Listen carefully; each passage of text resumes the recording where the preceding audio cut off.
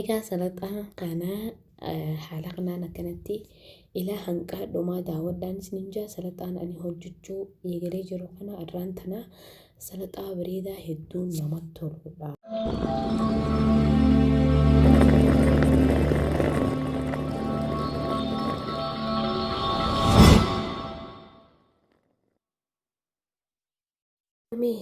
Afnaan maal nuu qabattee dhiyaatte arraan tana hojiin sii maali? Hojii adda addaa hojii garagaraa hojjetti. Arraan tana maali biftii asirratti agarraa jirru? Assalaamu alaikum warahmatullahi wabarakatuh. Hordoftoota fi kabajamtoota Afnaan Orootub. Arraan tana Afnaan Orootub salaxaa takki immoo nyaata salaxaa takki gizee azuumaa qabdan ittiin hojjetan isiniif hojjechuudhaaf asirratti argameetiin jira. Agartuun dinnicha habbaa lama. Kunis baadinjaal jedhama. Baadinjaal habbaa lama itti goratta. Kunis juzaar takki immoo kaaroot jedhama. Kaaroot habbaa lama. Kuni khiyaar jaaniini. Khiyaar afaan Oromootitti maal jedhama hin beeku garuu khiyaarii asirratti godhatamu. Kunis shunkurtaa adii habbaa takka takkii guddoo takkii xiqqootti godhachuu ni dandeessa. Kun immoo biibaar jaaniini qaccee buffeessanii gurguddoo san itti godhanna. Kanaas itti aansuudhaan ammoo egaa waa hunda akkana qopheeffanneen booda bishaan saanaan naqannee irraa dhiina salaxaa kana jechuudha. Akka jirutti dinnichaas hundaa walitti qabnee irraa dhiina. Subscribe, like, share godhuu hin dagatinaan isiniin jaa yoo isinitti tolu taate.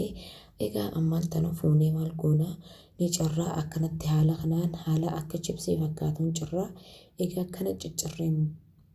akkana ciccirachuu eegalleen booda maal goona jechuudha. Akkana ciccirree hundaa eega akka wal qixxeessineen as fudhannee akka haala chipsiitti chipsii osoo hin taane xixiqqeessinee jechuudha. Chipsii irra xixiqqeessinee akkana ciccirraa. Eega akka ciccirree wal qixxeeffannee booda immoo egaa salaxaa kana yeroo dheeraadhaaf nagaafachaa turtanii nu godhii nu hojjedhu jettanii arraan tana isin hojjedheetiin jira. Yoo isinitti tolu taate subscribe, like, share gootanii deebitanii ammoo kunoo akkanatti ciccirtanii eega fixxanii haala kanaan akkana fakkaata xixiqqeessitanii jechuudha. Akkana xixiqqaa'uu qaba. Kanarrallee yoo xixiqqeessitan bareeda garuu kanarra hin xixiqqeessinaa. Haala kanaan akkana xixiqqeessaa kunoo firiin isaa kana fakkaata. Sanboota ni xabbasnaa jechuudha. Zayita ibiddarra kaa'annee kun amma baadinjaal kana akkuma chipsiisanitti 00tti bakka lamatti eegaddan doofne ciccirraa. Kunis ni xabbasama jechuudha. Chipsii xabbasnee jirra irra heenyee jirra chipsii kanaas haala kanaan akkanatti qabnee xixiqqeessinee cirraa akka chipsii sanitti xixiqqaa'uu qaba. Innis waan zayita galee xabbasamuuf jecha waan shiilamuuf jecha haala kanaan isaas akkanatti xixiqqeessinaa. Erga akkanatti xixiqqeessinee cicciranneen booda jechuudha. Zayita galchinee zayita keessatti xabbasamee bunnii tahuu qaba. Inni kuni bunnii tahee as bahuu qaba. Kunuu haala kanaan akkanatti xixiqqeessee ciccireetiin jira. Bunnii gootanii salaxaadhaaf jechuudha. Xabbasamee goggogee inni hundafee hin goggogu. Isaa lallaafaa irraa hin naqinaa goggoguu qaba xabbasamee jechuudha. Egaa kunoo kunis qubzii takki immoo maal jedhaniin gaa qubziin tuni qubziidha tuni bakka hundaa nu jirti. Saanduuqa fa'aa ittiin godhan waa hunda ittiin godhanii ganamaas faxara ittiin nyaatan jechuudha. Haala kanaan akkana ciccirannaa isii tanaati ni xabbasamti isiin tunis jechuudha. Haala kanaan akkana cicciradheetiin wal qixxeessee maqasni yoo jiraates maqasaan mummuruu ni dandeessanii akka haala salphatti isinirraa dhumatu jechuudha. Ani waan hin jarjara jiruuf maqasa sanuu hin barbaanne. Akkanaan isiniin jaa obboleeyyan kiyya yoo isinitti tolu taales subscribe, like, share godhaa bira kutaa like tuqaa subscribe heddummeessaa. Ani qophii akkanaa qophii feetan isiniif hin dhidhiyeessa. Kun haala kanaan akkanatti kibbi murtanii araat maazanitti jechuudha. Egaa akkana cirattanii fixxaniin booda haala kana fakkaata ciramee jechuudha. Maqasaanillee akka bareedatti isiniif cirama. Asaanaa kanarra naqadheetan qaada niin xabbasa. Isa kanaas eegaan chipsii isaa baaseen booda isii xabbaseetiin zeenni akka isinirraa hin qisaasamne isii eegaan xabbasee booda wannoo sanitti naqadha jechuudha. Baadinjaal sanitti naqadha. Akkanaan isiniin kun haala kana fakkaata.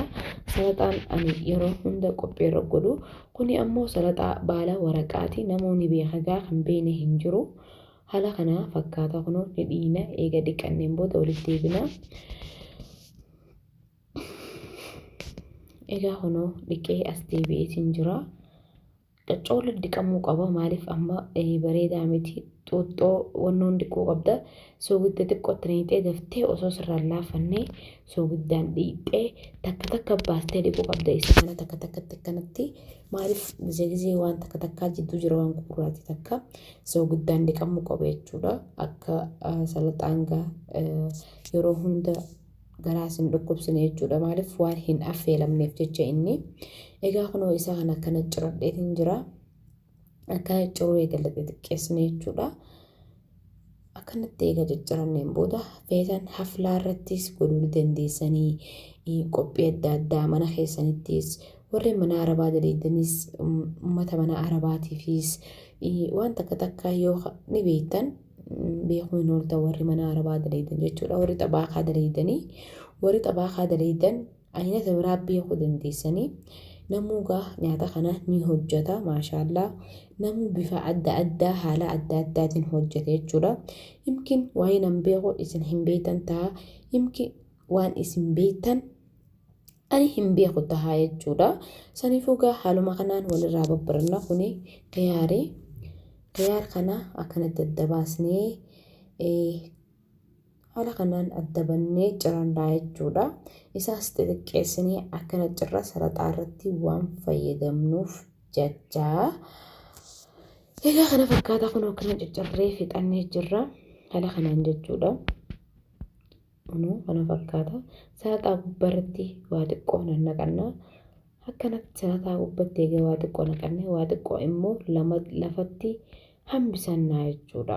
Maaliif booda ittiin fayyadamna salaxaa kun bakka lamattiin adda baasee reefuun tana bakka takkattiin godhe kuni qaccee buffee takki immoo biibaar jaama afaan arabaa jechuudha. Afaan oromootti qaccee buffee qaccee gurguddoo san jaama akkasuma naf fakkaate jechuudha. Nyaataan amma dura hojjedhe sanarratti maal naan jettan afaan arabaa keessa heddummeessitee warreen biyya biraa jirus si daawwata. Saniifuu afaan arabaa waan ta'e waan hin beekneef jecha afaan oromoo keessatti nuuf baay'isii naan jettanii turtanii. Qaccee buffee akka jedhamu abdiin qaba inshaallah. Afaan oromootiinis seeneetiin ilaala.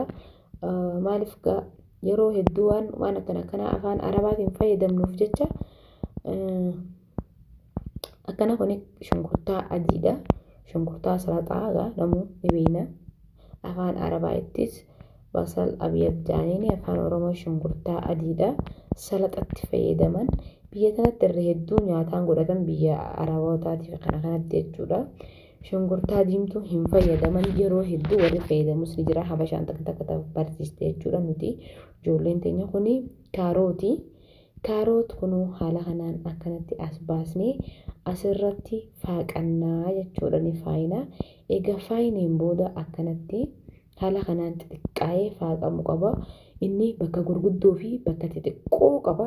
Bakka gurguddoo sana osoo hin taane bakka xixiqqishoo sana osoo hin taane bakka irra wasaxaatii jira.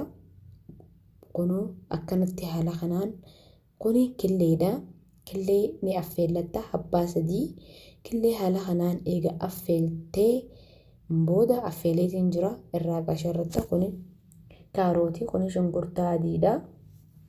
Irra fayyadamnaa jechuudha haala salaxaa ittiin miidhagsinu. Kunoo salaxaa keenya arraan tanaa salaxaan kuni ani hedduun jaaladha. Abbaa warra kiyyaatillee maashaallah hedduu jaalata. Yeroo qophii hundaa godhuun hin jaaladha jechuudha. Maaliif hedduu natti tola kuni qaccee buffee kan xixiqqeessee cirreessanii haala kanaan akkanatti irra nannaqanna waa xiqqoo kuni jinnichaan xabbase sanii chipsiisanii jinnichaa haala kanaan akkanatti xabbase xixiqqa shaarree fi xixiqqeessa saniin xabbase jechuudha. Kunu akkanatti waa xiqqoo irratti fayyadamnaa jechuudha. Egaa mee sagaleen tiyyaatuun akka likkitti isiniif adda baatee isiniif galtu abdii guddaan qaba inshaallah. Komentii jalatti yaada keessan naaf barreessaa. Kuni baadinjaal sanii wannoo gurraacha sanii xabbasee kunu haala kanaan akkanatti xabbasee hin jira. Bunni godhuu qabdan inshaallah bi'inillah isin bunni godhuu qabdan an xiqqishoona jira labbi jee bunnuma garee ammallee xiqqisho bunni kanarra waggaa akkana goggogeessi hedduu bareeda jechuudha. Maaliif chipsii wajjin kashkash jee nyaadhama. Akkanaan isinin jaa akka salaxaan kun isinitti tolu abdii guddaan qabaa isinin jaa inshaallah bi'inillah. Yoo salaxuma kana haala biraatiin qabeeytan taates isinis haala biraatiin beeytanii anis haala kanaanin beekaa jechuudha. Namuugaa akkumaan isinii himetti nyaata namoonni dalagaa kan hin daleene hin jiru. Kunis wannoo ja'ama kobzii saniin akkanatti xabbasee jechuudha. Bunni gootanii akkanatti irraa naquu qabdan kobzii sanii. Egaa kunoo salaxaa kana namuu bifa adda addaatiin beekaa. Bifa hedduun jira inshaallah takka takkaan isiniif qabadhee dhiyaadha. Bifa hundaa'u jechuudha. Isinis beekuu maltanii haala adda addaatiin beekuu maltanii takki immoo wal fakkaachuu malaa jechuudha. Waan biraatiin adda ta'uu mala namuu akkuma bifti addaatitti yaadni namaatis adda. Akkanaan isin ja'anii haala kanaan hin beekaa. Egaa kunoo haala kanaan akkanatti bakka sadiitti adda qoodeetiin bakka sadiittiin godhu jira jidduun tuni jechuudha. Khiyaarsanii fi jinnichaa fi shunkurtaa adii fi kaarootii kun jechuudha. Jidduun tun bichaan uuma adda addaatis sasseena inshaallah bi'inillah. Cinaachi lamaan ammoo salaxaa lamaanitti godhe akkuma agartan sanitti salaxaa waraqaa jechuudha. Salaxaa baalaa. Akkanaan isinin jaagaa yoo haa isinitti tolu taate inshaallah subscribe like share godhanii soomaniinis dhufaa jira. Waan soomanaatis waan adda addaa inshaallah isiniif hin qopheessaa. Waan babbareedaa haala babbareedaadhaan isiniif qabadheetiin dhiyaadha inshaallah. Akka soomana kutee bizii hin ta'u soomana kana jechuudha. Akkanaan isinin jaagaa nyaata biraatis torbaan raagis lama isiniif hin qabadha jeetiin abdiidhaan if qopheessee jiraan isinin jaa. Hamilee teessaniin isinirraan eeggadha yoo kan isin hamilee naggootan taate nin hojjedhaa. Kunoo salaxaan kiyyaa laalamee bifa kanaan ogguma dura guutuu akka itti namatti tolu hedduu namatti tola. Gisee qophii adda addaa qabdan irra hedduu warra biyya alaa jiruutu salaxaa kana nu hojjedhu jaanii gama keessaatiin dhufanii naaf bilbilaa turanii gama keessaatiin jechuudha. Kuni killeedha. Killee kunoo habba sadii haala kanaan akkanatti cirrattanii irra fayyadamtanii jechuudha. Amma cinaacha lamaan irra fayyadamtan kunoo haala kanaan jechuudha. Yaa obboleeyyan kiyya salaxaan kuni akkuma anillee hojjechuudhaaf natti tole kanatti akka isinitti tolu abdii guddaan isinirraa qabaan isinin jaa. Egaa mee yaada biraa akka qabdanoo komentii jalatti akkanaaf barreessitan abdii guddaan qabaa. Kunoo haala kanaan waan hunda egaan ittiin booda waan hafillee haala kanaan akkatti irra firfeessachaa jira. Akka gubbaan illee babbareedu jechuudha. Namatti tolaa. Ijoollee teessaniif illee warreen ijoollee qabdan warreen mana arabaa jirtan inuu ni beektanii isiniin jee jira. Kan hin beeknes irraa barataa haa beekuus beekumsa keessan beekumsa keessan dabalee rabbiin isiniif haa kennuun isiniin jaa. Ka beektan ammoo ni beekna jaati komentii jalannaa barreessaa. Ka hin beekne immoo ammaaf naan isinirraa barannee jirraa galatoomii naan jaati galataan na galatoonfadhaan isiniin jaa. Akka nagaa beekumsi xiqqoo hin qabdu hanqoma beekanii wal cinaa dhaabbatanii anis waan hin beekurraa isiniif hin qoodaa waan adda addaa. Kuni tuunaadha. Tuunaa jechuudha. Kalluuna xaasaati. Tuunaa ja'ama. Waslaa tahuu qaba. Tokko jira akkanatti akka daqiiqaa tokko laasan tahuu hin qabu. Kuni kun akkuma agartanitti waslaadha jechuudha. Waslaa jechuun isaa akka foonii jechuu kanatti adda bahu. Haala kanaan akkanatti isaas irra fayyadamtanii irra diddibattanii kuni immoo jumnaa ja'ama. Jumnaan kun egaa jumna maalah jaaniini jumnaa soogiddaati. jumnaan kuni jiraachuu malagaa kun haala kanaan akkanatti xiqqeessitanii jechuudha ittiin fayyadamtanii inni soogidda hin feesisu ifii isaatiifuu kanarra hedduus itti fayyadamuu dandeessanii ani garuu waa xiqqoon itti fayyadame maaliif salaxaa kana abbaa manaa hiyyaatiif hin hojjedhe bakka hojii isaa geeffachuu deeme jechuudha. Saniifuu bakka hojii san jumnaan kun waan hedduun jiruuf jecha hedduu ani isinuma agarsiisuufiin asirratti haala kanaan akkanatti isiniif fayyadame jechuudha. Jumnaan kuni jumnaa soogiddaa jedhama. Bakka hunda ni jiraansaa maqaa afaan oromootti hin beeku garuu biyyatti isin agarree haala kanaan kunoo qaccee boffee saniin irra fayyadame jechuudha. Kuni xuuxxoodha. Xuuxxoo habbalama dirqama salaxaa irratti xuuxxoon dirqama feesisaa maaliif salaxaa bareechiti salaxaa mi'eessiti jechuudha. Kunoo haala kanaan akkan irra fayyadameetiin jira. Yoo ka isinitti tolu taate subscribe like share godhuu hin dagatina. Salaxaan kiyya ka'arraan tanaa akkana fakkaataa na faana turtanii na wajjin akka daawwattan ilaalumaa itti abdiin qaba.